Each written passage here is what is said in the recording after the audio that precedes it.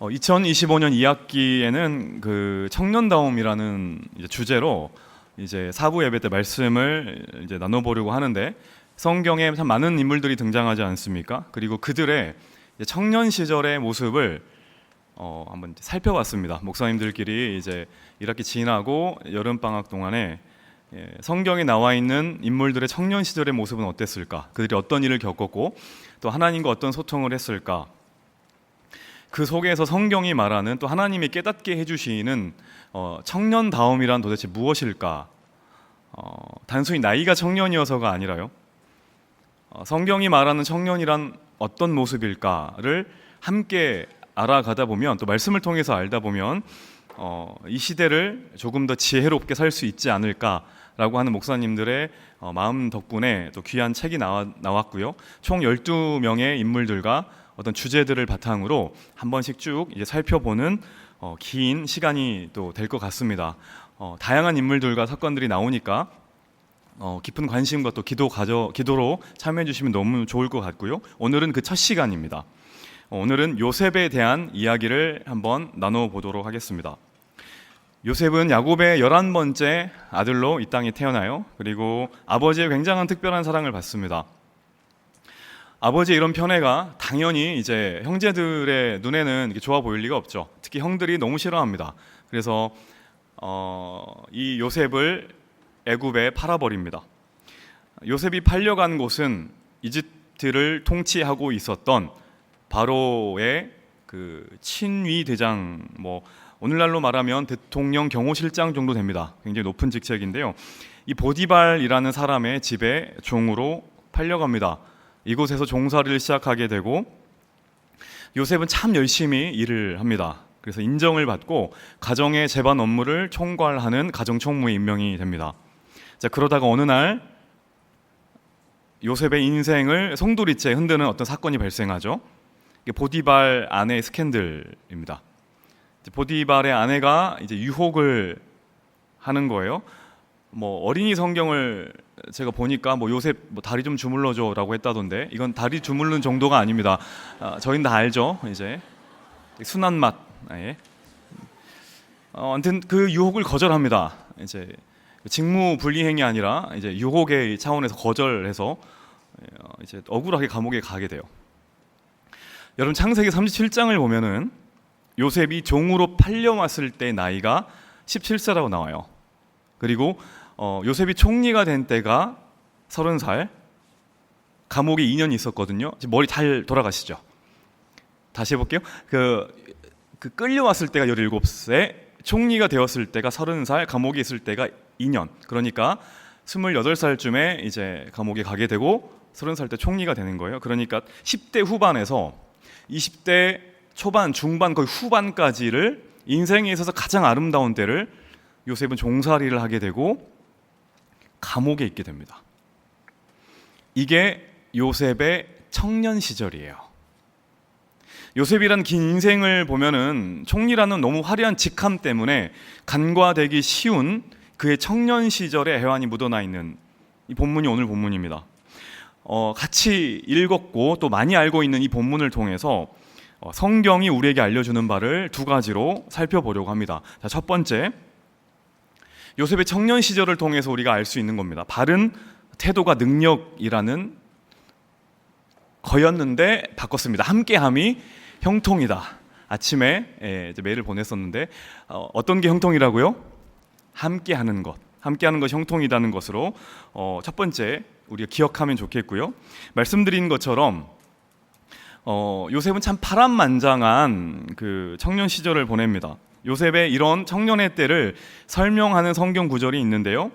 창세기 39장 2절에서 3절 한번 우리 같이 한번 읽어볼까요? 시작. 여호와께서 요셉과 함께 하심으로 그가 형통한 자가 되어 그의 주인 애굽 사람의 집에 있으니 그의 주인이 여호와께서 그와 함께 하심을 보며 또 여호와께서 그의 범사에 형통하게 하심을 보았더라. 하나만 더 보겠습니다. 23절도 같이 읽어볼게요. 시작. 간수장은 그의 손에 맡긴 것을 무엇이든지 살펴보지 아니하였으니 이는 여호와께서 심이라. 여호와께서 그를 범사에 형통하게 하셨더라. 자, 공통된 단어가 나오는데 그게 뭐예요? 형통, 형통. 여러분 그거 아십니까? 성경이 요셉이라는 사람의 인생을 설명할 때 형통이란 말을 2번 사용합니다. 이 단어가 자주 나오지는 않아요. 형통이란 단어가 2번 나오거든요. 요셉의 인생에 있어서. 근데 참 재밌는 게 뭐냐면 이 두 상황이 모두 공통점이 있어요. 형통이란 말을 썼던 상황의 공통점이 뭐냐면 첫 번째로 청년의 때입니다. 두 번째는 고난의 때예요. 다시 말씀드릴게요. 성경이 요셉의 인생에서 형통이란 단어를 썼던 두 때, 첫 번째가 뭐라고요? 청년의 때, 또 다른 때는요? 고난의 때예요. 어떤 고난이냐면 첫 번째로 종살이 할 때, 그게 먼저 읽은 부분입니다. 2절 3절 내용이고, 억울하게 감옥에 갇혔을 때, 나중에 읽었죠? 23절의 내용이 그 두 번째 사항이에요. 이때 성경은 형통이란 말을 써요. 여러분 한번 가만히 생각해 보면은 우리 같으면 우리가 대충 요셉의 스토리를 알고 있지 않나요? 언제 요셉의 인생에 형통이란 말을 쓸 수 있을까요? 2번 쓴다면요. 저 같으면은 가족들 만났을 때, 그리고 총리가 됐을 때 쓸 것 같아요. 근데 성경은 그때 사용하지 않아요. 총리가 되어서 엄청난 권력과 부를 누릴 수 있을 때 성경은 단 한 번도 요셉이 복을 받았다, 형통하다, 성공했다라는 말을 하지 않습니다. 자, 그러면 언제 이 형통이란 말을 쓰냐면 종살이 할 때, 감옥에서 죄수로 있을 때. 자, 이게 이상한 겁니다. 우리의 상식과 맞지 않으니까요. 우리가 알고 있지만 우리가 생각하는 형통의 의미는 이렇습니다. 사전을 찾아보니까 모든 일과 뜻이 잘 되어가는 것, 이게 형통입니다. 자, 그런데 오늘 본문을 볼 때 요셉에게 적용되는 형통의 의미는 다릅니다. 여러분, 사회 통념상 인식하는 형통과 성경에서 적용하는 형통은 다르다는 걸 우리가 알아야 돼요. 성경은요, 형통이라는 단어를 요셉이 원하는 것이 이루어지고 요셉의 계획이 이루어지는 것과 연결시키지 않고 있습니다. 그러면은 하나님이 함께하고 계셨다는 이 단어로 형통이란 말을 연결시키고 있어요. 연결 지점이 달라요. 다시 말해서 성경이 말하는 형통은 내 뜻과 내 계획이 조금씩 이루어져 가는 것을 의미하는 게 아니라는 거예요. 그러면은 어떤 의미냐? 하나님의 뜻과 하나님의 계획이 이루어져 가는 것을 성경적 의미의 형통이라고 하는 겁니다. 여러분, 이게 한번 생각해 보면은요, 가정입니다. 만약에 우리 다 같이 한번 생각해 보는 거예요. 내 인생이 진짜 내가 원하는 내 뜻대로 지금까지 다 이루어졌어요. 그러면은 어떨까? 이런 생각 해본 적 있지 않습니까? 우리 솔직히 그거 바라잖아요. 뭐 10대 전부터 생각해 보는 거예요. 내가 원하는 그대로 모든 것들이 바로바로 이루어졌다. 그러면은 진짜 큰일 납니다.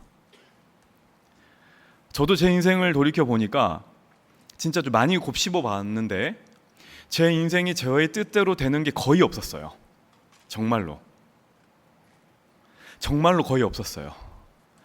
신기할 정도로 많이 달라져 있더라고요. 그러니까 인생을 죄송합니다. 이게 좀 지나와 보니까, 많은 나이는 아니지만 걸어와 보니까 내 뜻대로 이루어지는 것이 아니라 살게 된 인생을 인정하는 과정이더라고요. 이렇구나, 왜 이랬을까? 그러면 그것이 아쉽냐? 아니, 또 이렇게 생각을 해본 거예요. 내가 정말 원하는 것이 그때 바로바로 이루어졌으면 내가 정말 행복할까? 또 그게 아닌 것 같은 거예요. 지나고 보니까. 여러분, 왜 어린아이들이 부모에게 반항하면서 하는 말 있죠? 여러분, 어렸을 때 부모님에게 반항하면서 뭐라고 말했어요? 나 좀 반항 안 하셨나요? 나 좀 내버려둬. 내 마음대로 살 거야 라고 하시죠. 만약에 부모가 그 말에 너무 은혜를 받아가지고, 그래, 지금부터 너 독립이다, 네 마음대로 살아라 라고 아주 어렸을 때부터 허락을 해봐요. 그러면 어떻게 될까요? 난리 납니다. 먹고 싶은 대로 아무거나 먹고 가고 싶은 대로 아무 데나 돌아다니고. 여러분, 어린아이는 자기 뜻대로 살면 안 돼요. 큰일 나요. 어린아이가 자기 마음대로 돌아다니고 사탕 물고 밥도 안 먹고 자기 원하는 것을 마음껏 해버린다. 이것이 형통일까요? 이런 거는 형통이 아닙니다.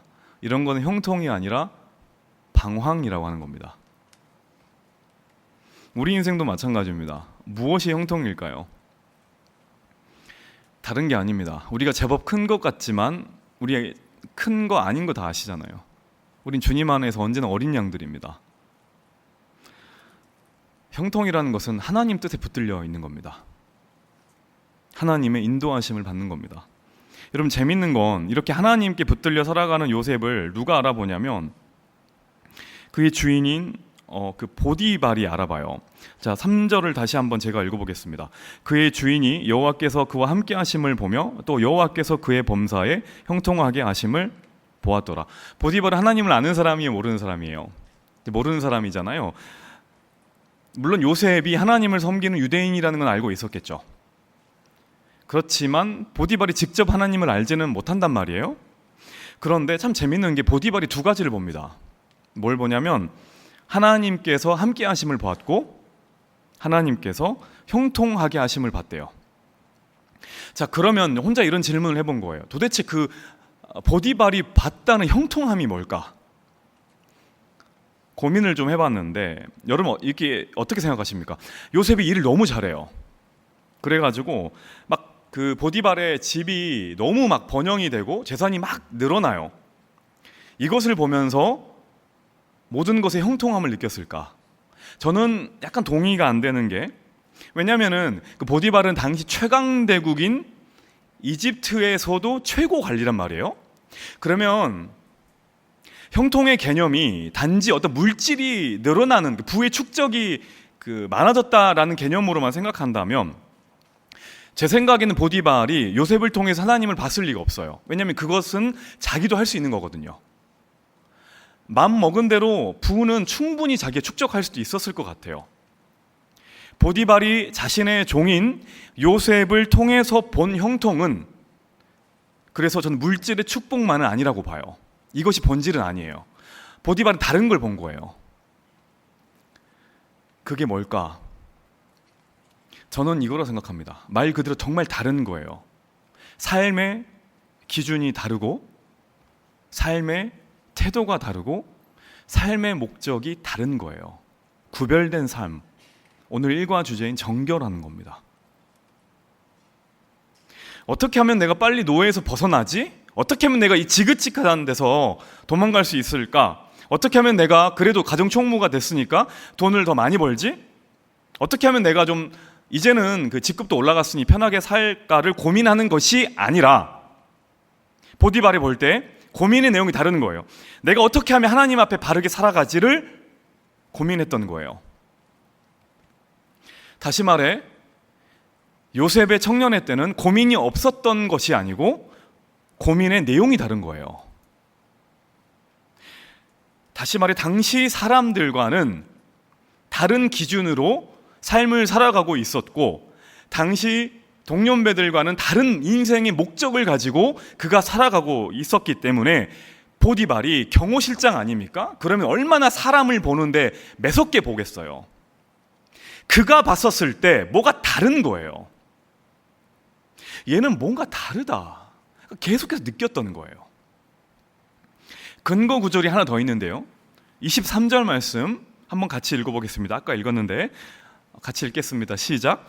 간수장은 그의 손에 맡긴 것을 무엇이든지 살펴보지 아니하였으니 이는 여호와께서 요셉과 함께 하심이라.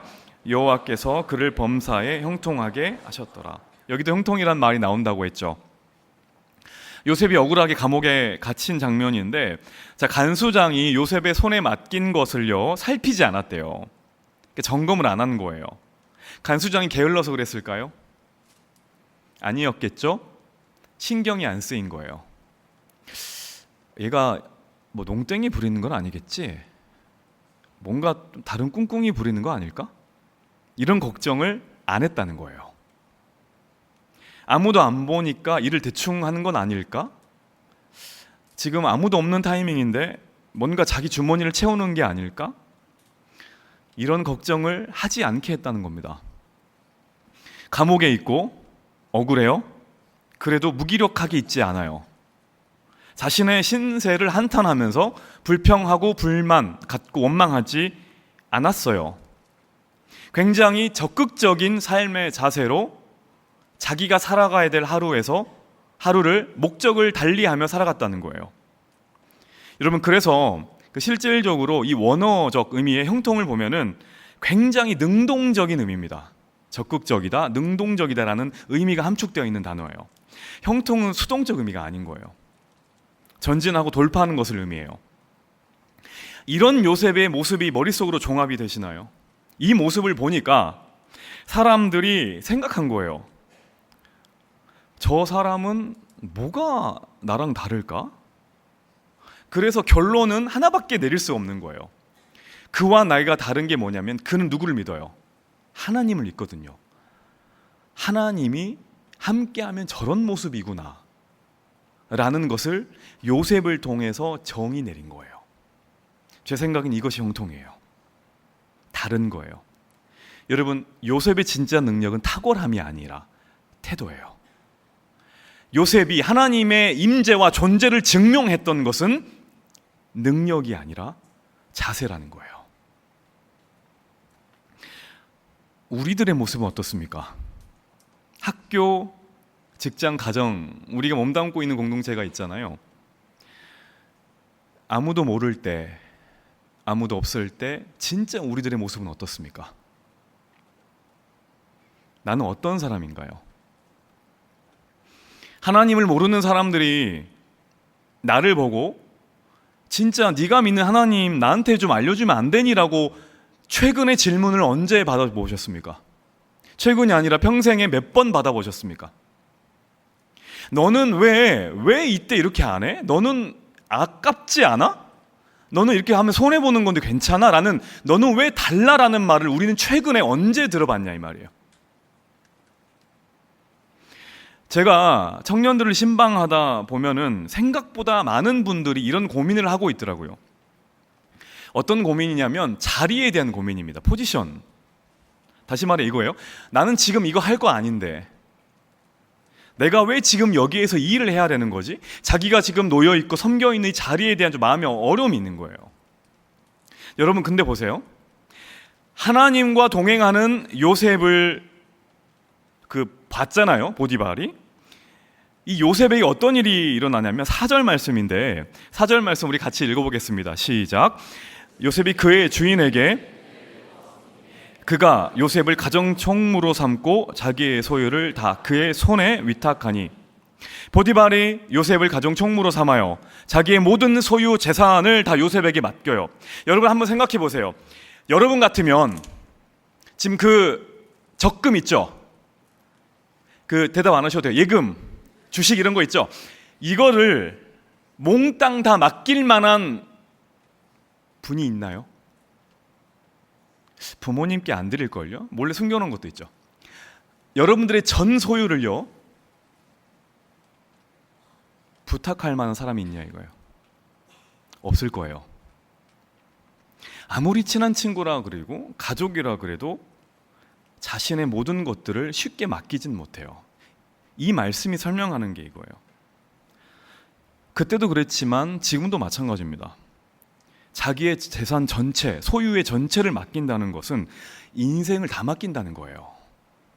보디발은 요셉에게 자신의 인생을 맡긴 거예요.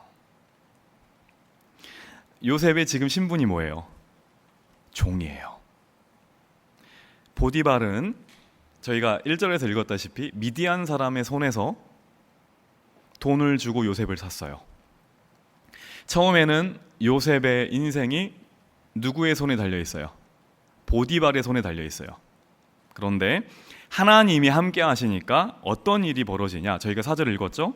이제는 보디발의 모든 소유가 누구의 손에 있어요? 요셉의 손에 있어요. 바뀌었죠. 뭐가 바뀌었어요? 영향력이 바뀌었어요. 요셉의 신분이 바뀐 거 아니에요. 지위가 바뀐 것도 아니고 자리가 바뀐 것도 아니에요. 그대로예요. 한 가지가 달라졌어요. 그게 뭐냐면 있는 그 자리에 누가 함께 했어요? 하나님이 함께 했어요. 혹시 오늘 이 자리에 취업 준비하시는 분들 계신가요? 기도하면서 들어갔는데 내가 이 회사에서 왜 일을 해야 되는지 알지 못하는 분들 계십니까? 답답함을 느끼는 분들 계실까요? 여러분, 중요한 것은 자리가 아니에요. 하나님과의 동행입니다. 잠언 4장 8절 말씀 우리 같이 읽겠습니다. 시작. 그를 높이라. 그리하면 그가 너를 높이 들리라. 만일 그를 품으면 그가 너를 영화롭게 하리라. 저는 이 말씀을 너무 좋아하고 이 말씀을 믿어요. 우리의 자리는 우리가 바꾸는 게 아니에요. 인사권자, 발령권자는 언제나 하나님이에요. 우리가 하나님과 함께 할 때 하나님께서 우리를 높이시는 거예요. 이것이 하나님의 사람이 가진 축복이고 능력이에요. 저는 하나님의 이 함께함의 능력을 모두가 다 함께 경험할 수 있는 우리 모두가 되기를 주의 이름으로 간절히 축원합니다. 자, 오늘 말씀을 통해 우리가 알 수 있는 두 번째 사실입니다.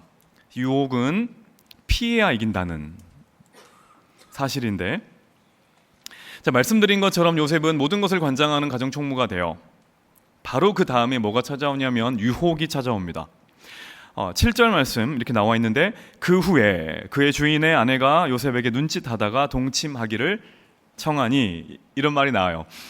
여기서 말하는 그 후가 뭐냐면 아까 말씀드린 그거예요. 보디발이 자기의 전 소유를 요셉에게 맡길 때예요. 어마어마하게 큰 자기 나름대로의 기쁜 일이 생겼었을 때 그 다음에 유혹이 찾아오는 거예요. 요셉이 참 매력적인 사람이었나 봐요. 여러분, 요셉 생각하면 어떤 이미지가 떠올라요? 약간 연예인 누구 닮은 것 같으세요?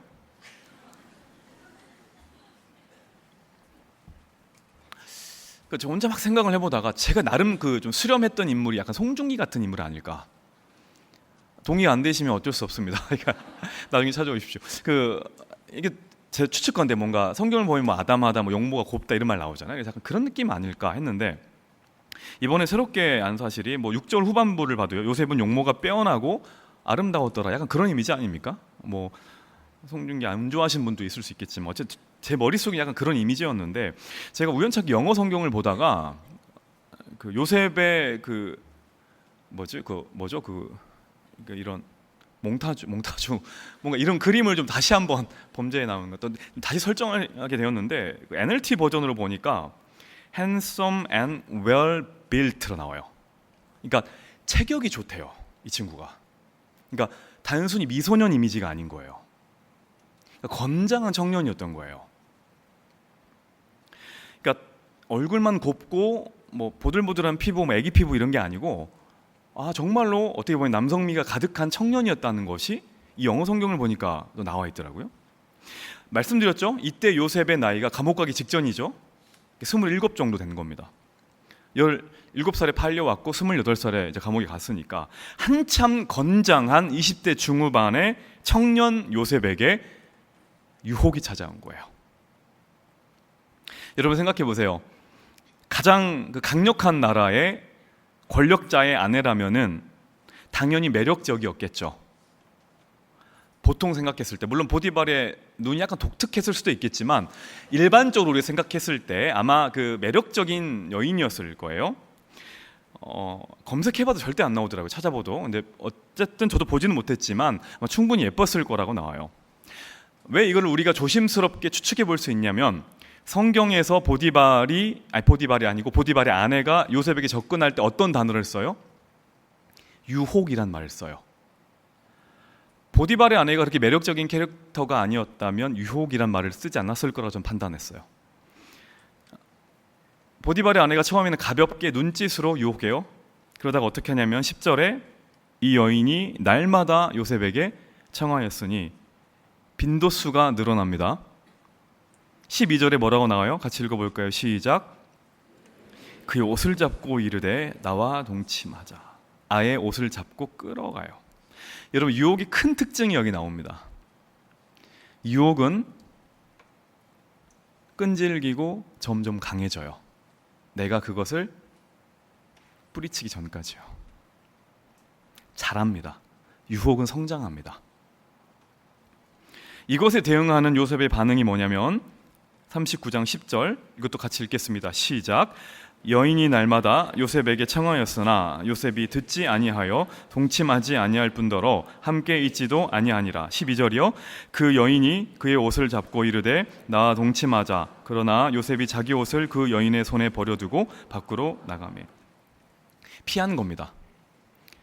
같이 있지 않고 자리를 벗어난 거예요. 여러분, 여기서 우리가 깨달을 수 있는 중요한 원리가 이거예요.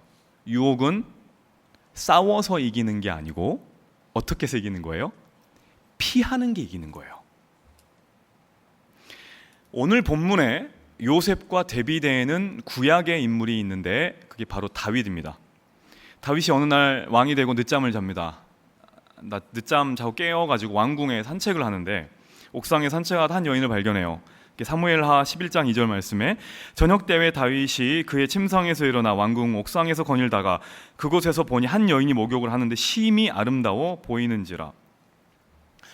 산책했는데 보일 수도 있죠.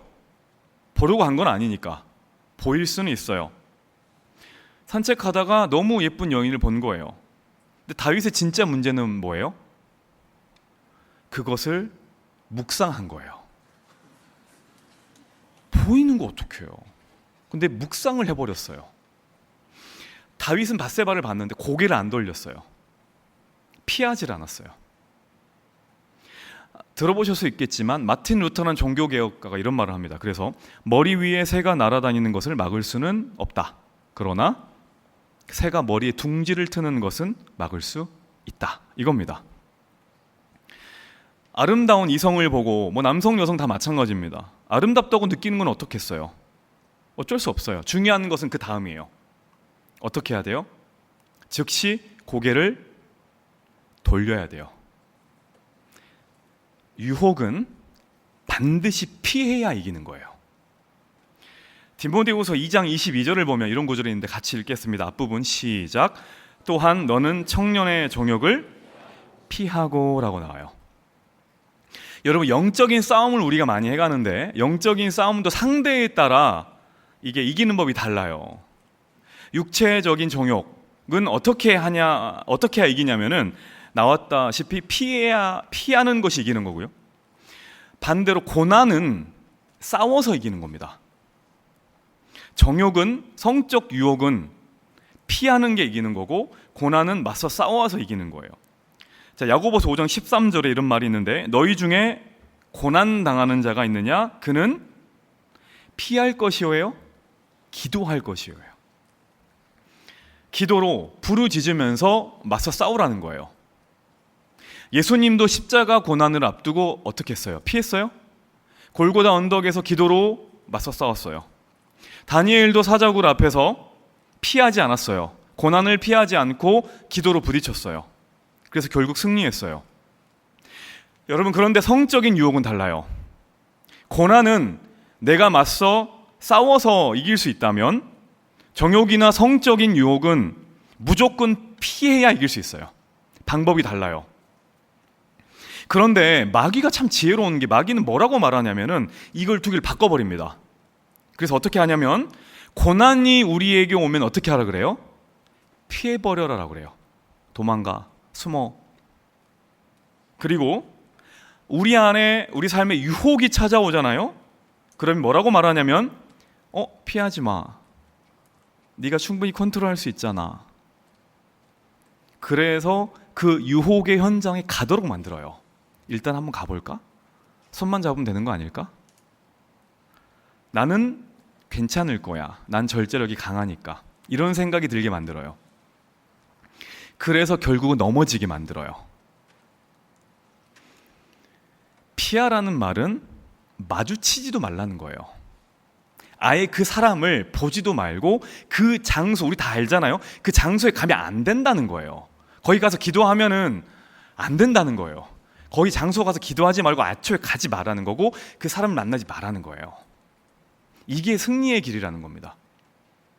오늘 본문에 요셉을 보면은 보디발의 아내가 유혹을 하니까 12절에 옷을 벗어두고 도망가잖아요. 이 옷을 벗어두고 도망가는 원어적 의미가 뭐냐면 전쟁에 쫓겨서 도망갈 때 의미에 쓰인 말이래요. 이 정도의 강력한 의지를 가지고 도망간 거예요. 그래서 유혹을 이긴 겁니다. 여러분, 우리도 마찬가지입니다. 우리가 인터넷을 하다가 유튜브나 인스타 같은 걸 하다 보면은 우리도 모르게 자극적인 사진이 어때요? 뜰 때가 있어요. 저도 보여요. 저도 우연찮게 밥 먹다가 보는데 그거 거기서 와내도 같이 보고 있더라고요. 그래서 뭐야? 라고 물어보더라고요. 그러니까 내가 한 게 아닌데 이게 뜰 때가 있어요. 그래서 좀 부끄러운데 막 화면을 넘기다가 뭔가 자극적 사진이 나오면 저도 멈추게 될 때가 이렇게 막 넘기다 잠깐 이렇게 묵상하고 싶은 욕구가 느껴질 때가 있어요. 시대가 너무 악하니까 유튜브, 인스타, 페북 같은 걸 봐도 이런 성적으로 넘어지게 만드는 수많은 컨텐츠들이 있다고요. 보이는 것은 어떻게 해요?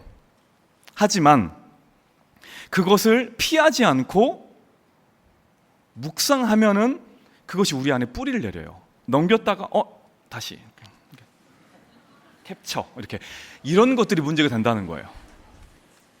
붙잡고 있으면 안 된다는 겁니다. 여러분, 사람이 잘 들어보셔요. 음란한 걸 보잖아요.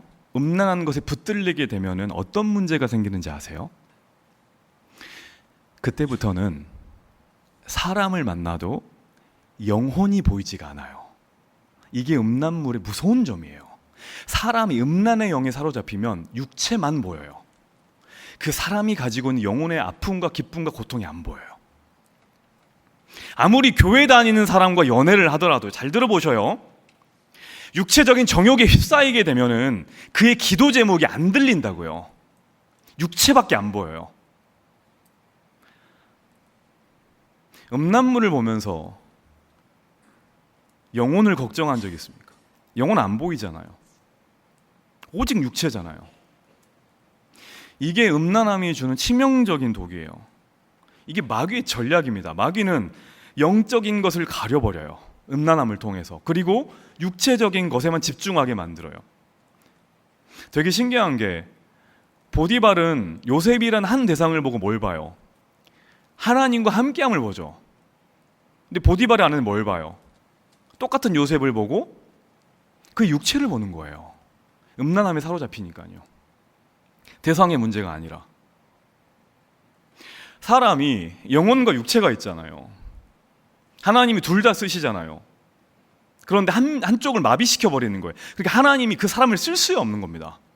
우리의 삶의 목적, 하나님이 우리를 쓰시는 이유는 이 땅에서 잘 먹고 잘 사는 게 아니라 목말라 죽어가는 하나님을 모르는 그 영혼을 살리는 건데, 그 영혼을 보는 모든 감각을 음란함이 다 죽여버린다는 거예요.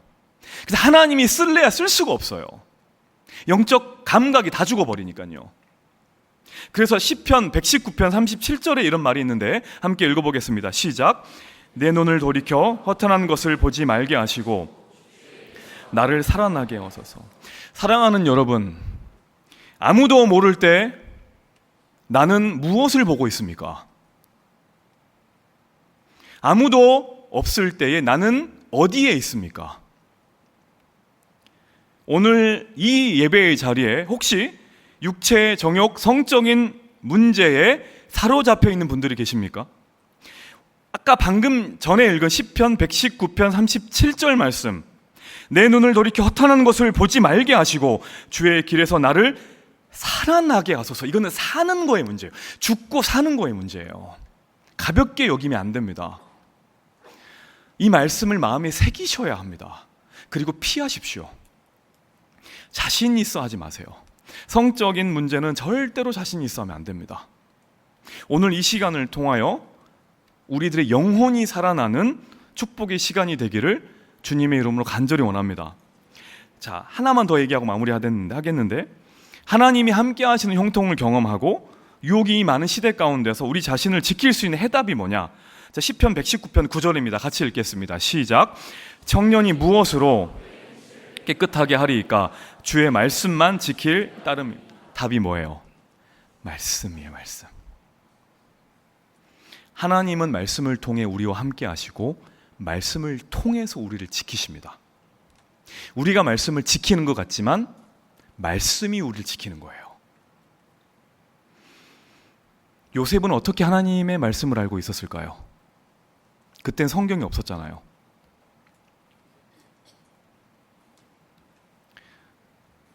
곰곰이 생각해 보니 하나님에 대해 들었던 때가 있겠더라고요.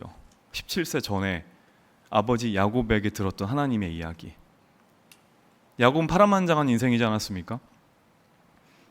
그가 겪었던 하나님에 대한 이야기를 요셉에게 들려준 거예요. 자기 아빠인 이삭의 이야기, 할아버지인 아브라함의 이야기까지 들려줬겠죠. 요셉아, 하나님은 이런 사람이야. 나에게 이런 말씀을 해주셨어. 그 작은 이야기들이 낯선 이집트에서의 요셉을 지켜준 거예요. 사랑하는 여러분, 왜 우리가 순모임을 할까요? 왜 우리가 순모임에서 말씀을 볼까요?